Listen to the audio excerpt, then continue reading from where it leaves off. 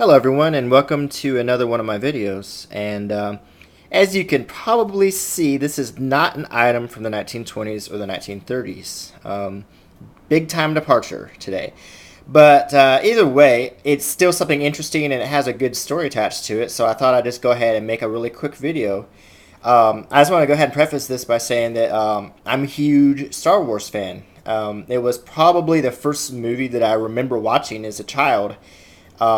And I loved Star Wars. I still love it. It's been kind of a part of my entire life because as long as I can remember, there's been Star Wars, and it continues to grow. So naturally, since I love collecting vintage items, I was pretty excited when I came across this original Star Wars comic book, and I found it at a comic book store. As you can see, this is our first run because it's 30 cents. And this is actually number 4 of the series, and it's in plastic, and Fiona's interested in it.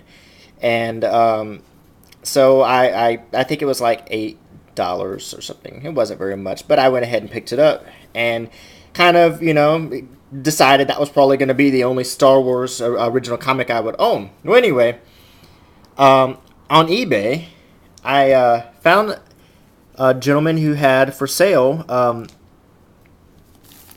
this, which was a package of Star Wars comic books from the 70s originals, and they were in a package of three for 99 cents, and you can see that old 1970s font and this old plastic, and it has the Star Wars logo kind of badly rendered here. Well, the first thing I did was sadly enough, I had to remove it from the plastic because I took a close look at it, and I found that it was not holding up too well inside of there. It was turning the comics yellow, even though these are mint condition comics. And I also want to say this was a really good deal. So I picked them up, and I pulled the comics out. I'm just going to go ahead and show you real quick. And now I actually have the whole set. I have number 1. I have number 2, and I have number 3. So actually now I have, whoa, let's drop the camera again. I have all 4 of them. So I hope I didn't get anyone seasick there. So now I'm really excited. I do want to point out that yes, these are not first runs. They're 35 cents, but they're close enough because they're from the 70s. These are in excellent condition. I mean, just look at how the light reflects on that. I mean, that is just really in good shape. It's got this cool ad for Orca on the back, which I'm sure is a really thrilling movie. It's got your old vintage comic book ads,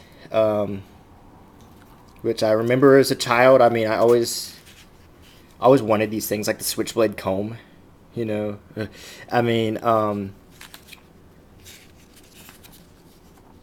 these little scams where you would sell greeting cards and you would get these prizes. And of course you have the story in here too.